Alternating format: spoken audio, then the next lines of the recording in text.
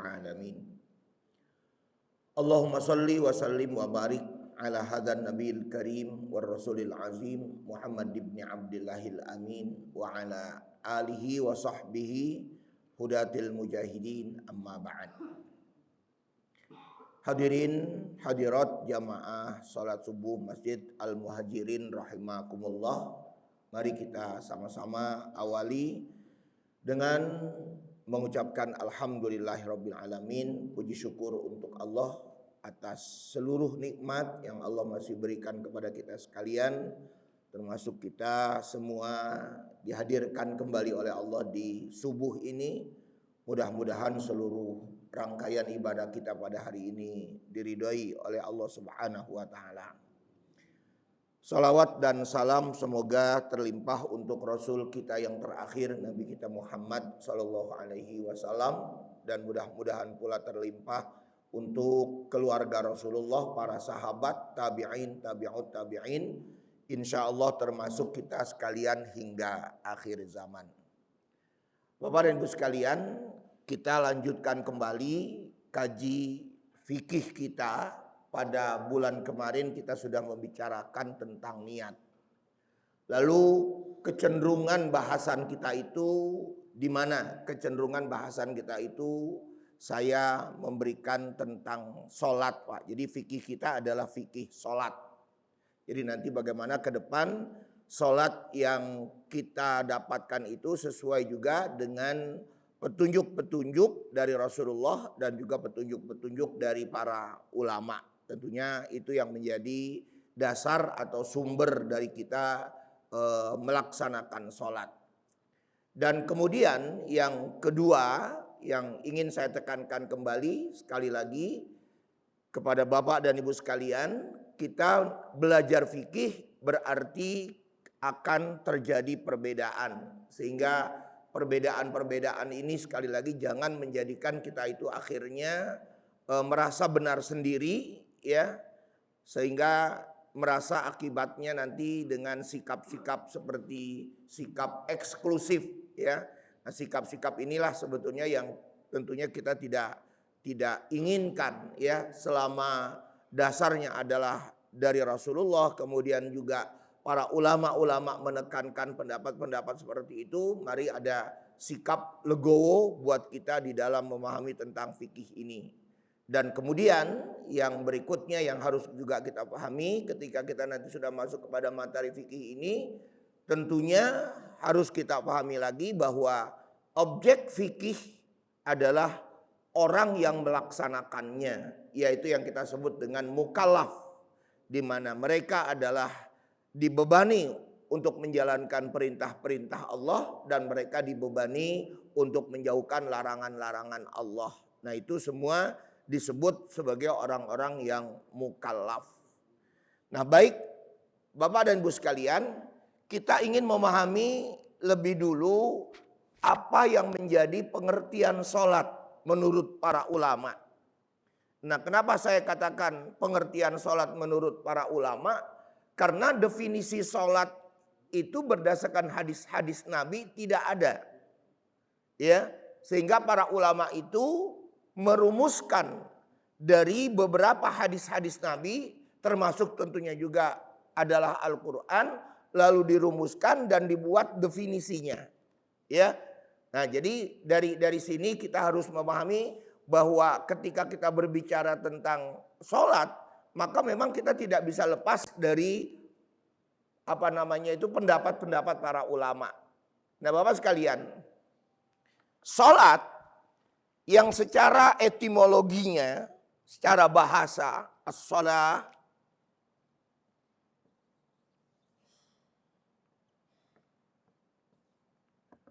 secara etimologinya adalah ad-du'a.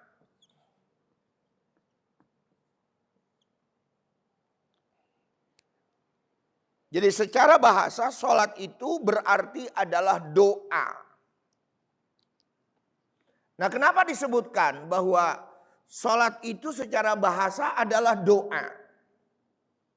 Karena memang isi dari bacaan-bacaan sholat itu pada umumnya adalah doa. Pada umumnya adalah doa. Dari mana kita memahami ini? Ya, bisa kita pahami ini dari surat Al-Fatihah. Surat Al-Fatihah itu sendiri salah satunya adalah mengandung doa. Apa contohnya? Contohnya adalah seperti ihdinas siratal mustaqim. Tunjukilah kami ya Allah jalan yang lurus. Nah, itu doa. Ya, siratal ladzina an'amta 'alaihim ghairil maghdubi 'alaihim waladdallin. Dipertegas lagi dengan bahwa jalan yang lurus itu adalah jalan yang ditempuh atau dilalui oleh orang-orang yang engkau beri nikmat kepada mereka.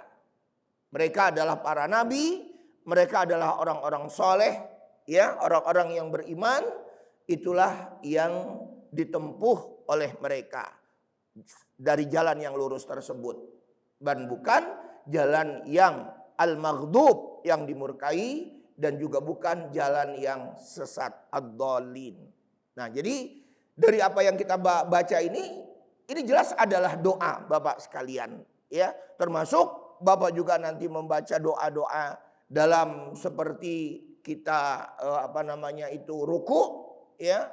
Kemudian kita juga beriktidal, ya, dan juga kita langsung misalnya menjalankan sujudnya, dan kemudian juga kita duduk di antara dua sujud, ya, sampai sujud, sampai kita terakhir nanti kita tahiyat, ya. Nah, itu semuanya tidak bisa lepas dari isinya adalah doa. Jadi salat menurut para ulama secara etimologinya adalah ad-doa, yaitu doa. Kemudian Bapak sekalian, dari sisi pemahaman agama, ya, tadi secara etimologinya, sekarang secara agama, secara syariat. Apa pengertian secara syariat salat itu sendiri? Pengertian secara syariat salat itu sendiri adalah, kata para ulama, aqwalun wa af'alun muftatahatun bit takbir, ya, wa muhtatamatun bit taslim bi syaraiti makhsusatin. Salat itu secara agama adalah terdiri dari ucapan dan perbuatan. Nah, sekali lagi, salat itu terdiri dari ucapan dan perbuatan. Kita seringkali dihadapkan dengan pertanyaan begini. Apakah ketika kita itu salat, kemudian kita itu mulut kita bergerak-bergerak? Ada yang seperti itu. Ada yang mengatakan tidak bergerak.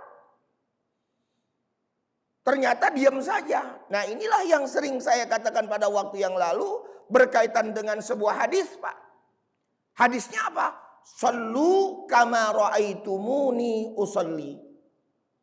Salatlah kalian sebagaimana kalian melihat aku salat. Melihat. Ya. Dalam permasalahan ini, kata-kata melihat ini kan tergantung dari sudut mana Bapak melihatnya. Nah, tetapi kita mengambil pengertian secara mayoritas yang berdasarkan pendapat-pendapat para ulama lagi, yang namanya sholat itu harus diawali dengan ucapan-ucapan, akwal. Sehingga orang yang sholat itu ya tentunya mulutnya harus mengucap-ngucap, harus bergerak. Bukannya diam aja mulutnya atau bibirnya nggak terbuka. Bukan begitu. Ya.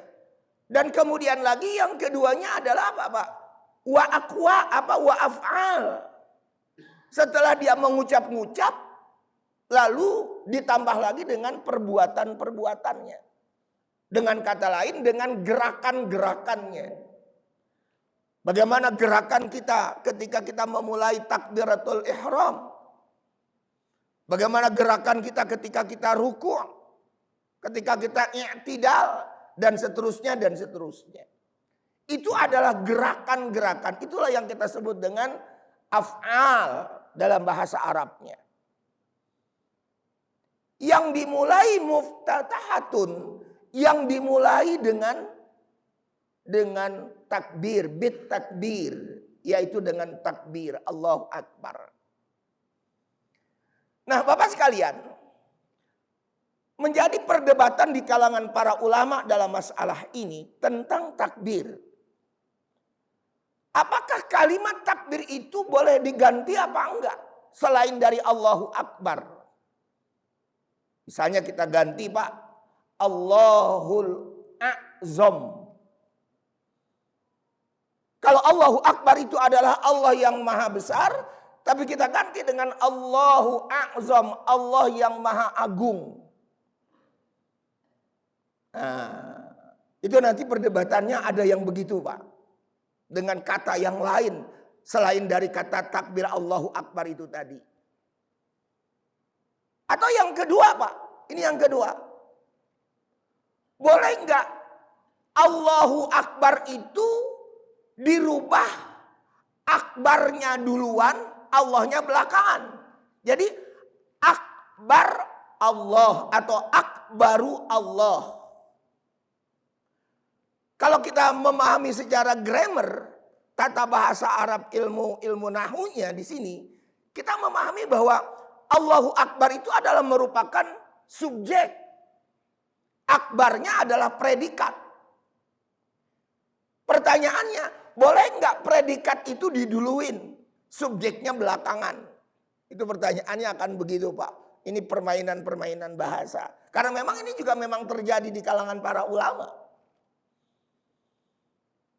Maka kita mengambil pendapat dalam masalah ini yang ditekankan oleh Imam Asy-Syafi'i.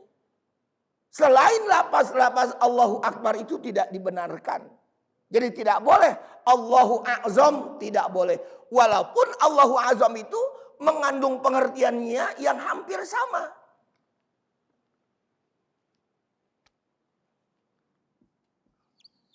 Allahu Akbar. Allahu A'zam.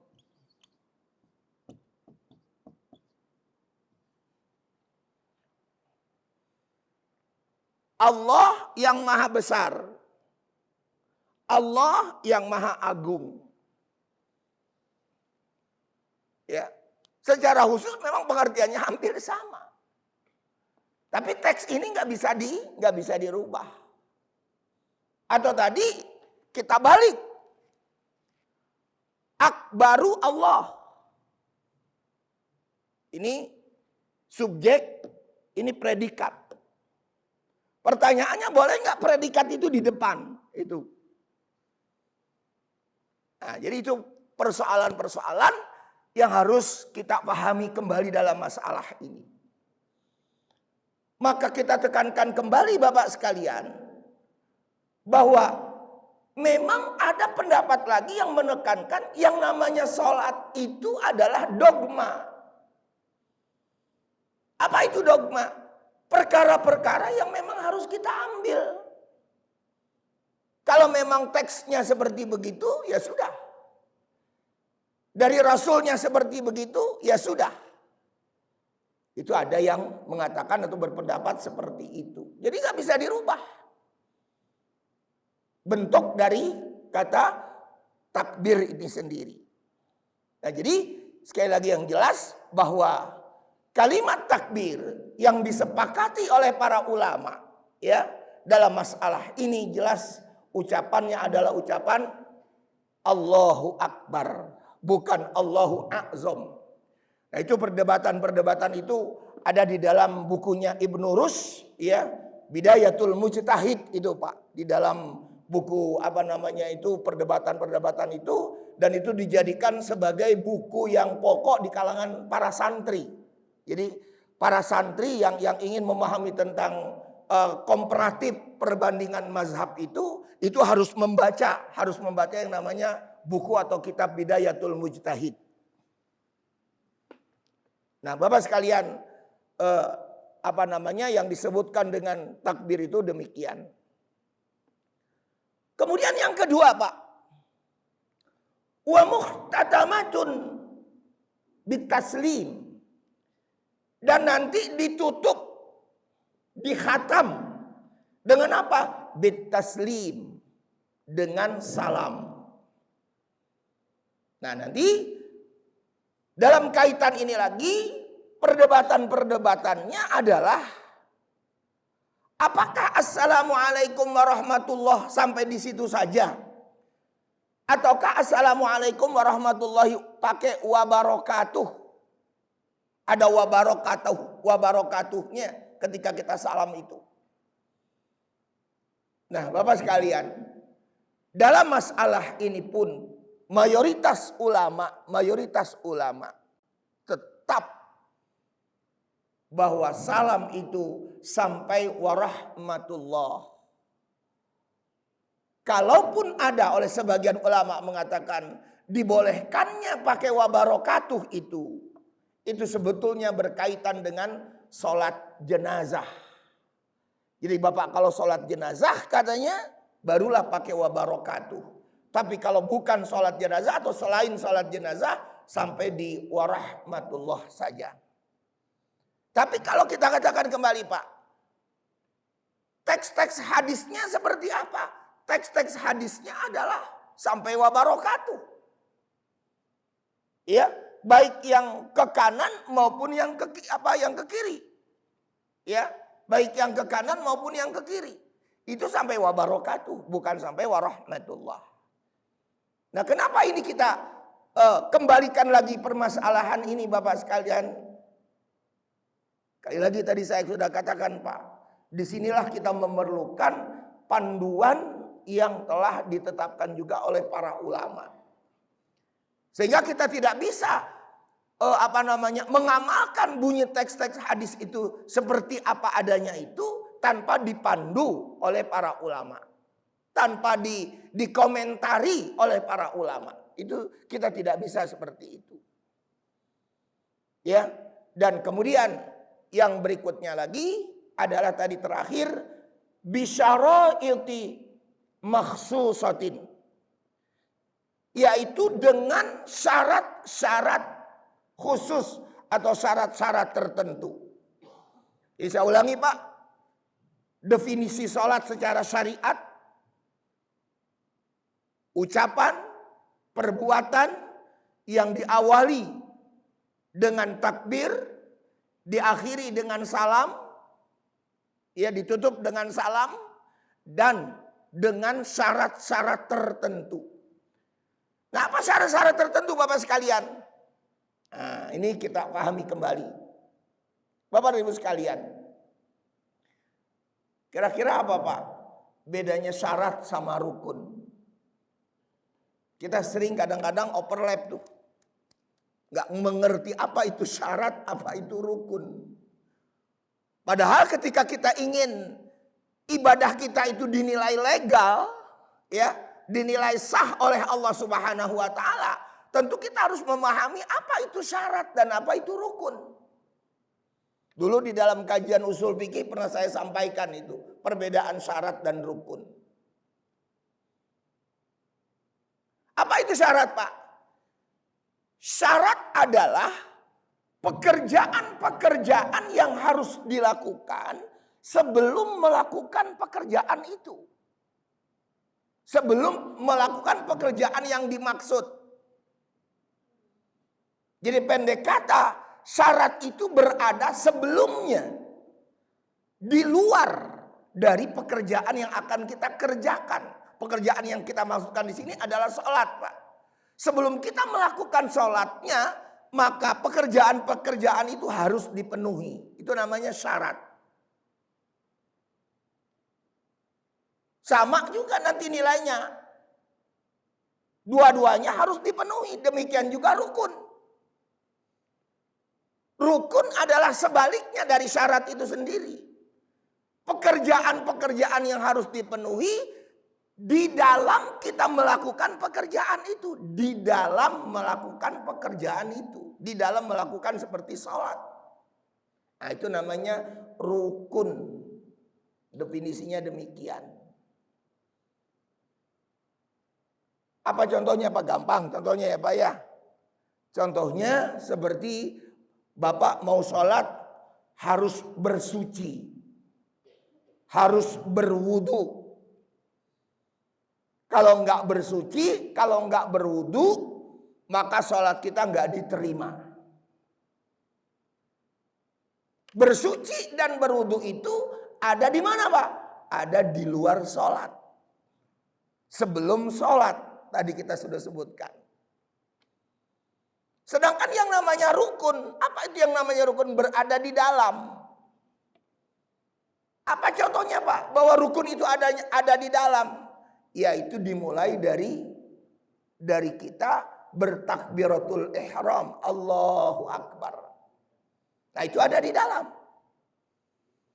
Termasuk nanti dalam masalah ini kita membaca Al-Fatihah. Nah, cuma nanti, Pak, dalam menentukan jumlah rukun ini nanti berbeda-beda. Ya. Mazhab Hambali dengan mazhab Syafi'i berbeda di dalam menentukan jumlah rukun. Mazhab Syafi'i dari ulama-ulama Syafi'iyah, ya, yang namanya rukun itu ada 18. Lebih banyak, Pak, ulama-ulama Syafi'iyah dari kalangan mazhab Syafi'i itu menentukan rukun-rukun sholat itu ada 18. Tetapi mazhab Hambali menentukan rukun itu kurang lebih sekitar 13. Jadi nggak sama di sini nanti. Nah, disinilah yang kita maksudkan kenapa terjadi perbedaan ini. Inilah yang kita sebut mereka berbeda di dalam melakukan ijtihadnya. Mazhab Hambali berbeda bagaimana melihat sisi yang dianggap rukun itu tadi di dalam sholat. Demikian juga mazhab Syafi'i berbeda di dalam memandang mana yang disebut dengan rukun-rukun itu sendiri. Nah, jadi permasalahannya yang seperti itu. Lalu hukumnya yang saya katakan tadi, ya dua-duanya harus dipenuhi. Syarat harus dipenuhi, rukun harus dipenuhi, tidak dipenuhi tidak sah. Nah, disinilah nanti kita harus mengawali memang pembahasan-pembahasan ini. Kalau tadi saya sebutkan tentang bersuci, ya kita harus mengerti tentang yang namanya bersuci, toharoh. Kalau dari sisi toharohnya kita belum mengerti, ini juga akan memberikan efek kepada apa, Pak? Kepada ibadah kita itu sendiri. Ya, kalau kita nggak mengerti tentang najis, tentang bagaimana cara membersihkan najis dan lain sebagainya. Nah, termasuk juga yang namanya kita melaksanakan sholat. Nah, jadi saya kira itu apa yang kita sebutkan dengan pengertian sholat secara syariat. Nah, Bapak sekalian, yang berikutnya yang harus kita pahami adalah tentang status sholat itu sendiri yang diterangkan oleh Allah maupun diterangkan oleh Rasulullah Sallallahu Alaihi Wasallam. Kalau di dalam Al-Quran banyak ayat-ayat yang menerangkan tentang seperti kalimat aqimis sholah atau aqimus sholah. Atau berkaitan lagi dengan apa, Pak? Berkaitan lagi dengan masalah waktu-waktu sholat. Aqimis sholata liduluki syamsi ila ghasaqil lail wa qur'anal fajr. Surat Al-Isra ayat 78 atau surat 17 ayat 78. Itu membicarakan tentang waktu. Membicarakan tentang waktu lagi. Bapak bisa lihat lagi nanti di dalam Al-Quran surat Ar-Rum. Surat Ar-Rum surat 30 ayat 17 dan 18. Ya. Subhanallah hina tumsuna wa hina tusbihun. Maka bertasbihlah kalian kepada Allah Subhanahu wa taala hina tumsun, di waktu kalian berada di waktu sore. Itu bicara waktu itu, Pak. Ya. Wa hina tusbihun, dan di waktu kalian berada di waktu pagi, di waktu subuh, tusbihun. Nah, itu membicarakan masalah masalah waktu-waktu sholat. Dari sisi keterangan ayat-ayat Al-Quran. Nah lalu dari sisi keterangan hadis-hadis Nabi Pak. Bagaimana kedudukan sholat itu buat kita sebagai muslim. Sholat buat kita sebagai muslim berkedudukan. Dia itulah yang membedakan antara muslim dengan kafir. Itu hadis Rasulullah SAW. Jadi untuk membedakan seseorang itu muslim atau kafir adalah ada pada sholatnya. Itu pertama. Yang kedua, sholat berkedudukan di dalam hadis Nabi disebutkan yaitu sebagai awal yang akan diperiksa oleh Allah di hari kiamat. Ya awal yang diperiksa oleh Allah di hari kiamat sebelum Allah memeriksa amalan-amalan yang lain. Hadisnya berbunyi, awwalu ma yuhasabu bihil abdu yaumal qiyamah as-shalah.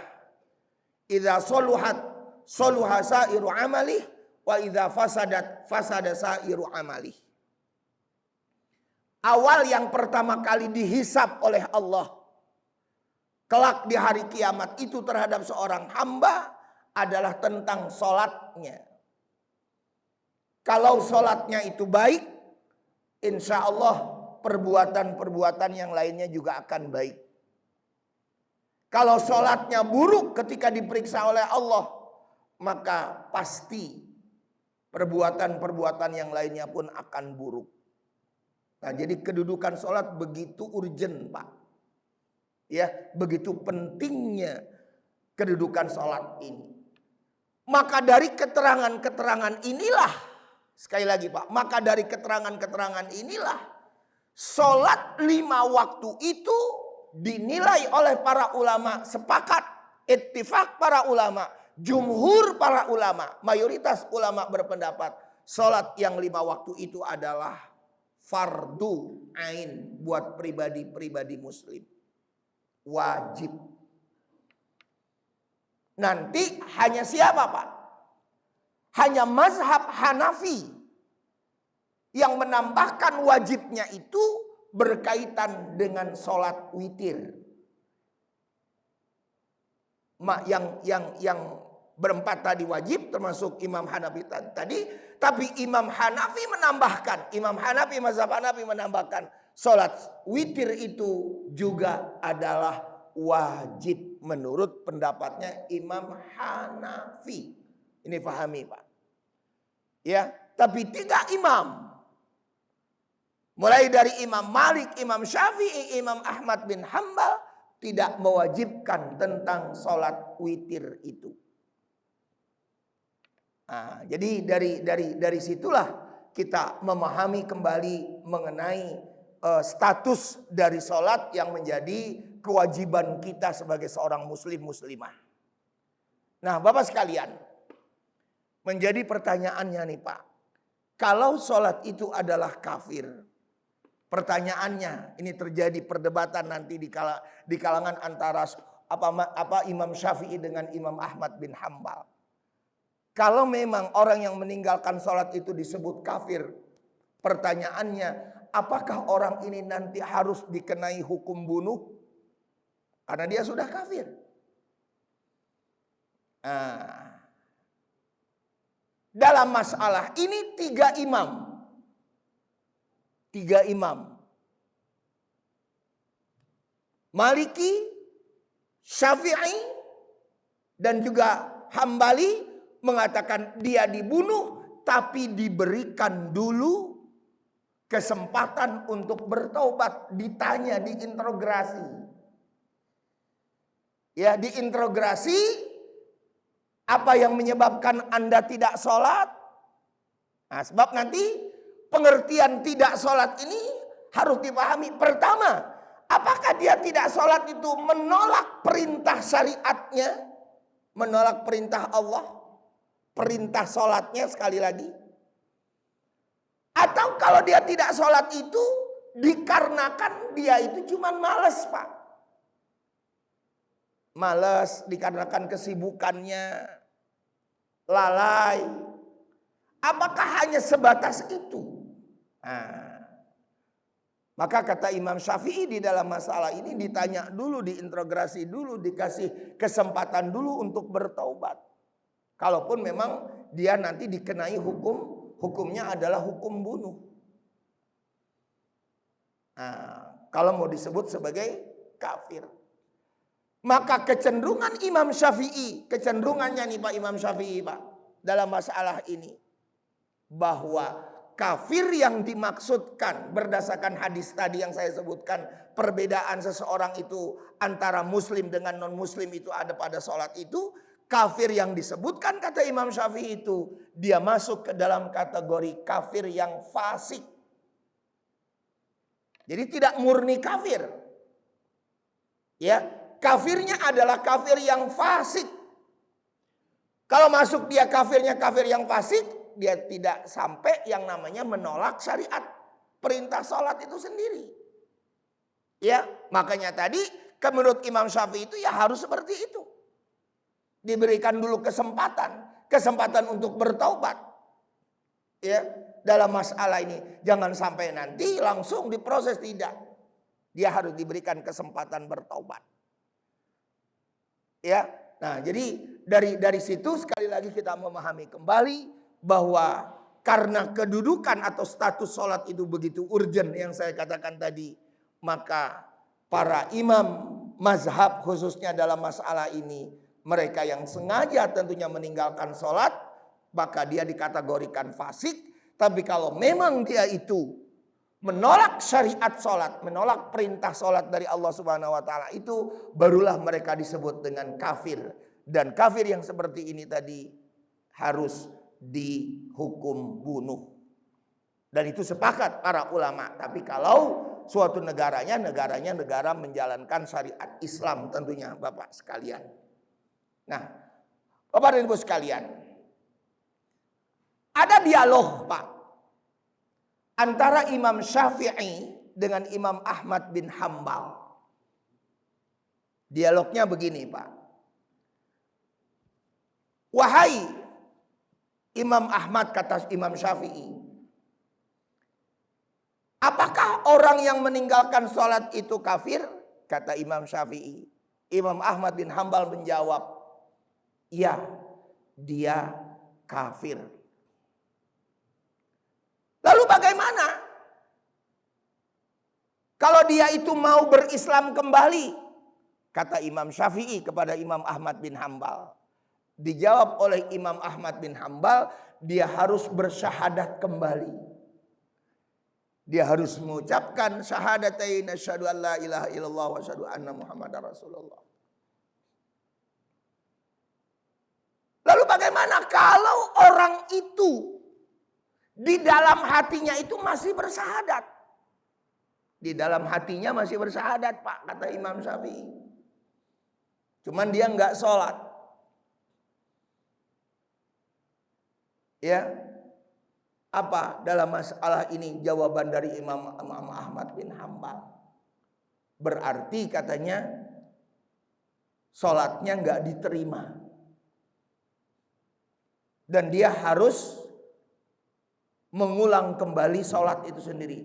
Lalu ditanyakan lagi kepada Imam Ahmad bin Hambal, bukankah kalau Anda itu sudah menyebutkan kafir, berarti kalau dia harus sholat lagi, bukankah sholatnya itu nggak diterima? Kata Imam Syafi'i kepada Imam Ahmad bin Hambal.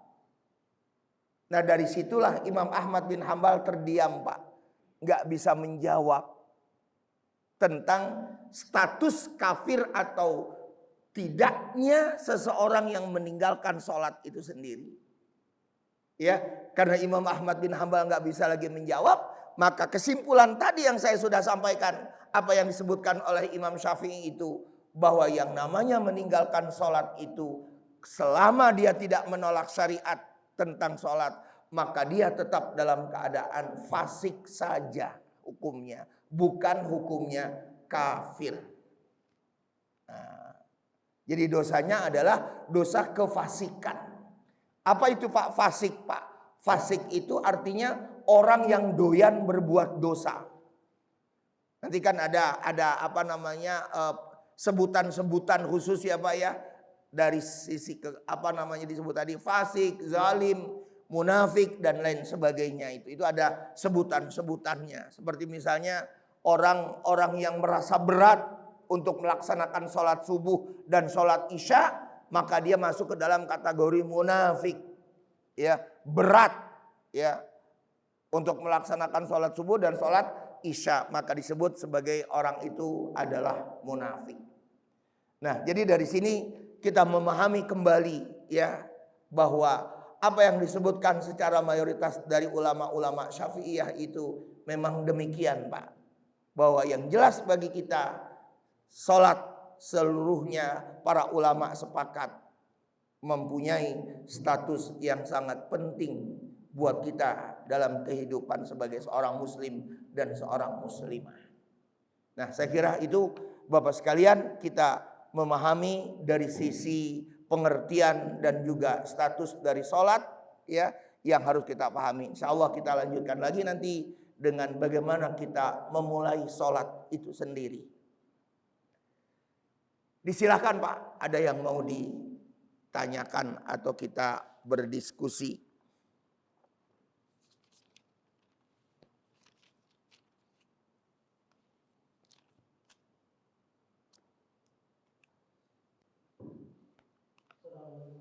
Waalaikumsalam warahmatullahi.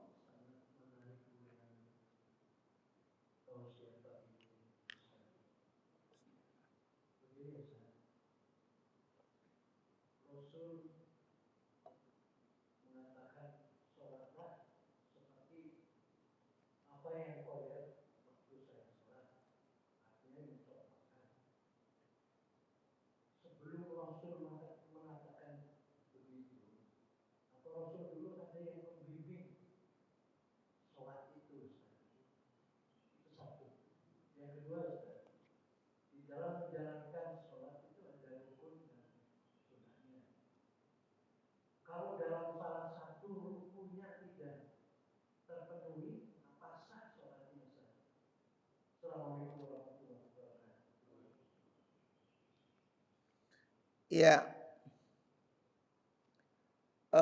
kaitannya dengan apakah Rasul itu ada yang membimbing sebelumnya? Jawabannya iya, ada yang membimbing. Siapa? Yaitu Jibril. Ya, jadi Jibril itulah yang sering datang kepada Rasulullah Shallallahu Alaihi Wasallam untuk apa? Mencontohkan tentang tata cara sholat, karena dia langsung dari Allah Subhanahu Wa Taala. Ya. Kalau kita perhatikan kembali dari sisi perintahnya saja, sholat itu kan juga langsung dari Allah. Tapi prakteknya yang sudah dicontohkannya itu dari malaikat Jibril kepada Rasulullah Shallallahu Alaihi Wasallam. Ya, jadi jelas sekali lagi kalau pertanyaannya apakah Rasul ada yang membimbing? Ya ada, yaitu malaikat Jibril alaihi salam. Ya. Lalu yang keduanya tadi kaitannya salah satu yang tertinggal dari syarat dan rukun. Jelas memang tidak sah. Maka saya bilang tadi Pak, Bapak sholat, tapi katakanlah Bapak maaf masih bernajis. Ya, pipis misalnya nggak cebok atau nggak bersih. Habis BAB nggak cebok atau nggak bersih. Ya, nah, atau Bapak barangkali habis berhubungan badan dengan istri, ya tahu-tahu langsung wudhu tidak mandi besar, ya. Nah ini jelas adalah tidak sah sholat kita, karena itu berkaitan dengan masalah syarat. Berkaitan dengan rukun juga sama Pak. Bapak nggak baca Al-Fatihah, ya di dalam sholat, ya tidak sah sholat kita. Karena Rasul mengatakan juga seperti la sholata liman lam yaqra bi fatihatil kitab. Tidak dinamakan sholat, tidak sah sholatnya itu bagi siapapun yang sholat tidak membaca Al-Fatihah. Nah, jadi jelas itu ketentuan-ketentuan itu demikian. Jelas sebetulnya. Nah, jadi dari pengertian hadis-hadis itulah kita kembalikan lagi tadi.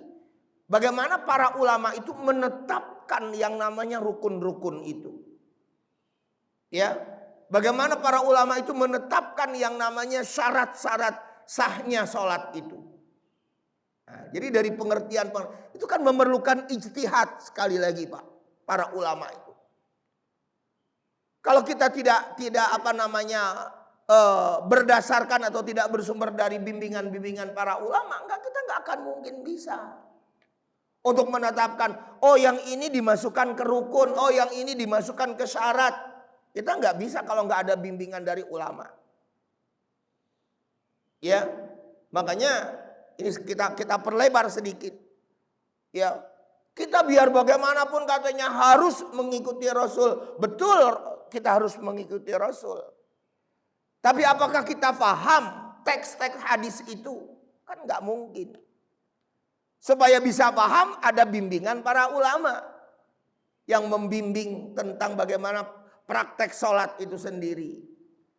Nah jadi pendapat-pendapat ulama juga Pak, maaf ini sekali lagi, jangan ditinggalkan, jangan dimusuhin. Ibaratnya ulama-ulama itu tidak punya andil, nggak boleh kita begitu. Bukankah Nabi juga mengatakan al-ulama'u warasatul anbiya? Nabi juga mengatakan begitu. Para ulama itu adalah pewarisnya Nabi. Jadi para ulama yang sering saya bilang, para ulama yang mempunyai kompetensi keilmuannya, para ulama yang mampu punya kapabilitas memahami secara maknawiyah, secara tersirat dari teks-teks hadis itu sendiri maupun teks-teks ayat itu. Nah, ulama-ulama yang seperti itulah yang bisa kita jadikan sebagai referensi atau rujukan-rujukan buat kita. Ya. Jadi seperti itu nanti yang harus kita pahami kembali sebagai bentuk tambahan dari kalimat bunyi hadis sallu kama raaitumuni usolli. Ya. Walaupun nanti prakteknya lagi akan berbeda-beda lagi nih Pak ya. Apa contohnya Pak? Praktiknya yang akan berbeda-beda lagi nanti di dalam sholat khususnya. Tentang lafaz ketika kita bersolawat pakai sayyidina enggak sih? Ya. Allahumma sholli ala sayyidina Muhammad.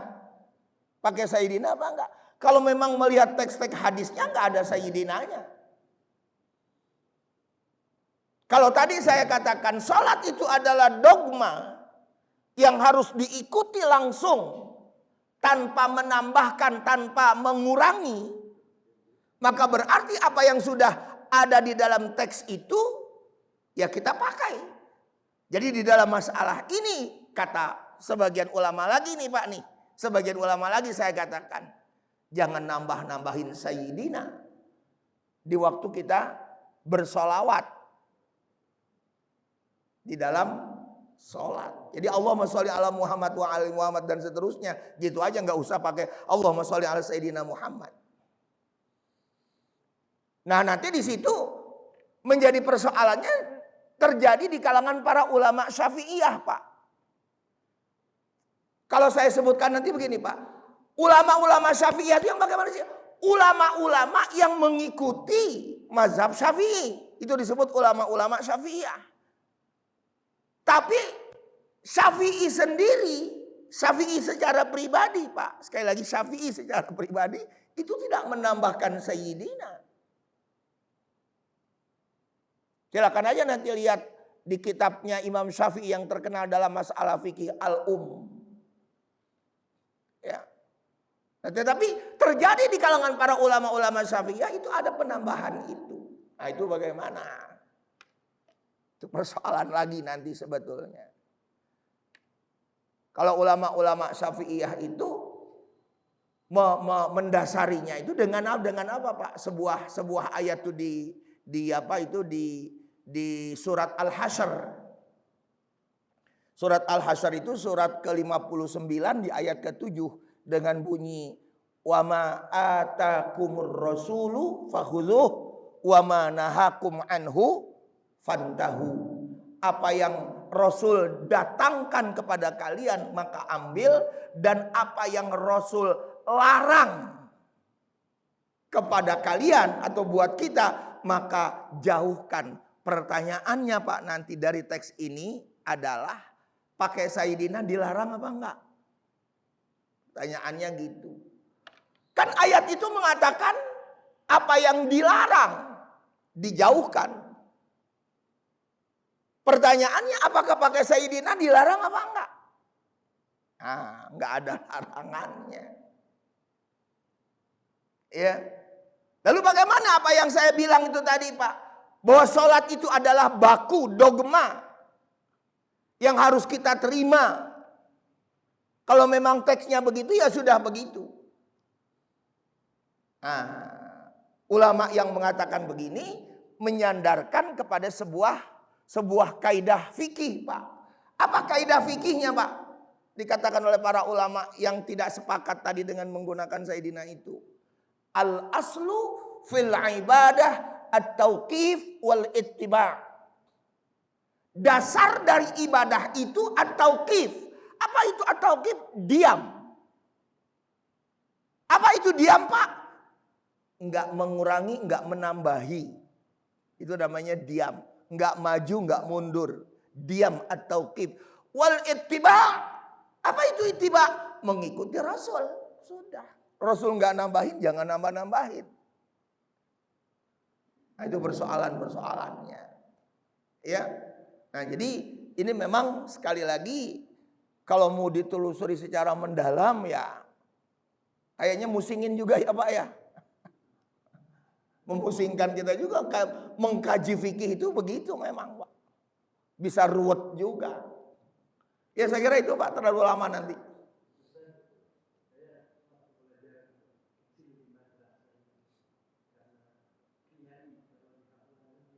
Ya.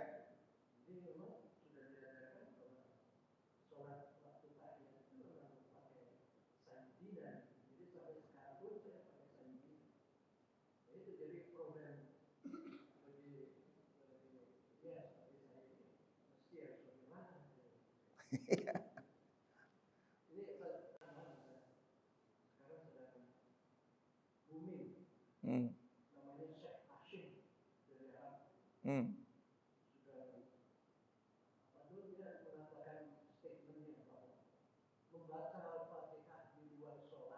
Membaca Al-Quran?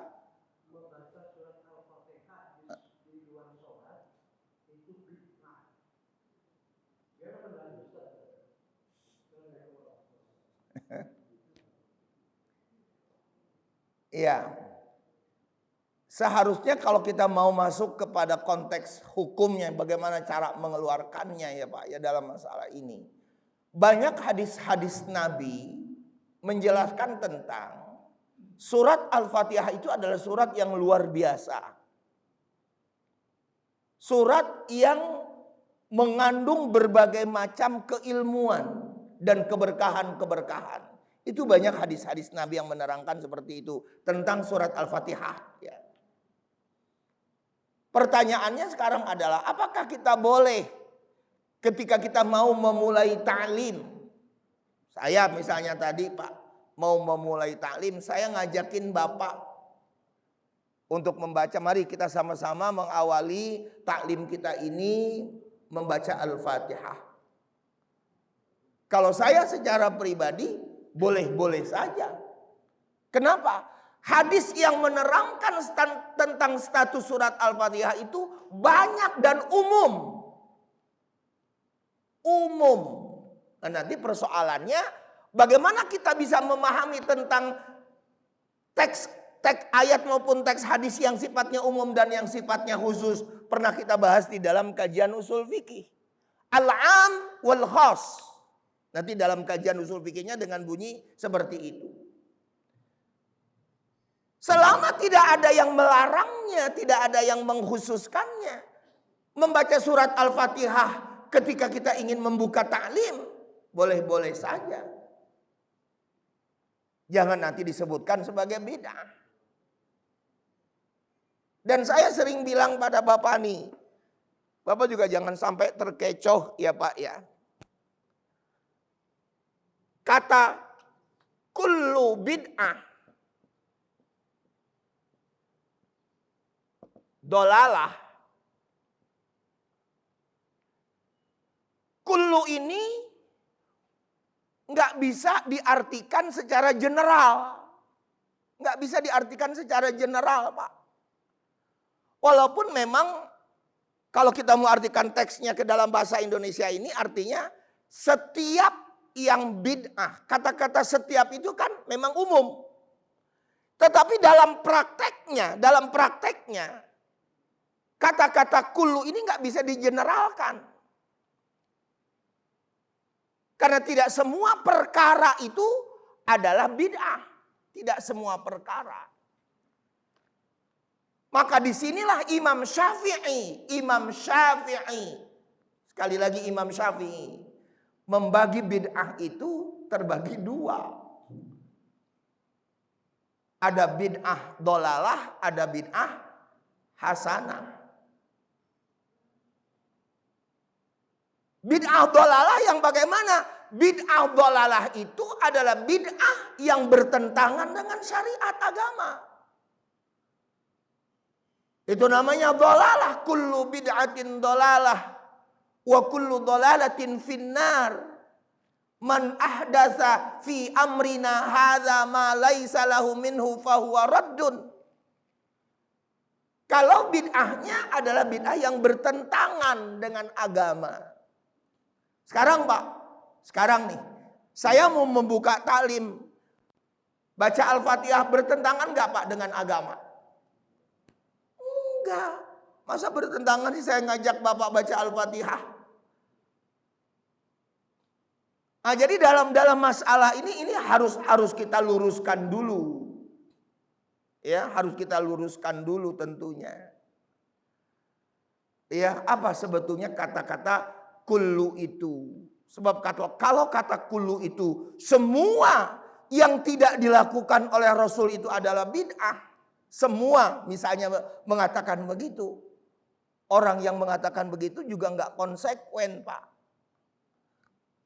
Dia ke haji, naik pesawat, naik mobil, itu bid'ah. Kalau diartikan kullu itu general, ya. Kalau diartikan kullu itu umum. Ya. Makanya harus dipilah dulu, harus disekat dulu. Yang bagaimana bid'ah itu. Sehingga termasuk apa yang dilakukan oleh siapa, Pak? Oleh Umar bin Khattab. Ketika jamaah melakukan sholat tarawih pada saat itu berpencar-pencar. Lalu Umar bin Khattab mengatakan, yuk kita kumpulin orang-orang yang sholat tarawih itu di masjid. Dan perbuatan ini adalah perbuatan bid'ah yang baik. Sebaik-baik bid'ah, kata Umar bin Khattab. Ayo Pak, pertanyaannya nih. Siapa yang berani mengatakan bahwa sahabat Nabi itu bid'ah, dolalah? Ada enggak? Ya, mencaci maki sahabat Nabi itu dosa loh Pak. Saya pernah bilang lagi kepada Bapak kaitannya dengan apa? Azan Jumat 2 kali yang dilakukan di zamannya Utsman bin Affan. Yang 1 kali di pasar. Walaupun memang prakteknya sekarang seperti kayak di Indonesia itu dua-duanya di masjid. Siapa yang berani mengatakan bahwa itu adalah bid'ah sesat? Azan 2 kali ya di waktu Jumat. Padahal itu perbuatannya adalah perbuatan sahabat. Siapa yang berani mengatakan bahwa mereka itu melakukan bid'ah sesat? Gak ada yang berani Pak. Berani mengatakan apa yang dilakukan oleh sahabat Nabi itu adalah bid'ah sesat? Dosa dia. Apa kata Nabi Pak? Barang siapa yang berani mencaci maki sahabatku, maka dia telah mencaci maki aku juga. Nah, bukankah Rasulullah juga mengatakan, peganglah sunnahku dan sunnah dari khulafaur rasyidin al-mahdiyyin. Pegang sunnah Nabi dan juga pegang sunnahnya sahabat. Apakah kita kalau berpatokan dengan apa yang dilakukan oleh sahabat itu juga kita nanti bid'ah? Kan tentunya juga tidak. Jadi dalam permasalahan ini yang harus kita, jadi lihat dulu dari sisi apa? Dari sisi apa yang saya sebutkan tadi, ayat-ayat atau hadis-hadis Nabi itu umum atau khusus? Ya, umum atau khusus? Ada nggak yang mengkhususkannya? Nah, itu harus dipahami. Makanya kemarin itu saya katakan kemarin itu Pak, sebelum kita belajar fikih, belajar dulu usul fikih. Dari usul fikih itu kan kita lihat yuk Pak, oh ternyata ayat Quran tuh begini-begini. Ada permasalahannya ketika kita ingin memahaminya. Ada permasalahannya ketika kita ingin mengamalkannya. Demikian juga hadis Nabi, ada permasalahannya. Jadi nggak langsung teks begitu aja. Kalau kita langsung memahami teks begitu aja, nggak mampu kita. Ya, itu sayangnya ulama-ulama Saudi itu terlalu tekstual. Ya, makanya beda tuh Pak ulama-ulama Mesir. Kalau ulama-ulama Mesir itu ya karena mereka di sana juga bermazhab Syafi'i sama mayoritasnya dengan kita, ya kontekstualnya ada, pemahaman secara kontekstualnya itu ada. Tidak tekstual saja. Ya. Nah, di situ permasalahannya sebetulnya nanti. Ya saya kira itu Pak. Enggak ada lagi ya Pak? Ada, masih ada? Oh, masih ada. Silakan. Waalaikumsalam.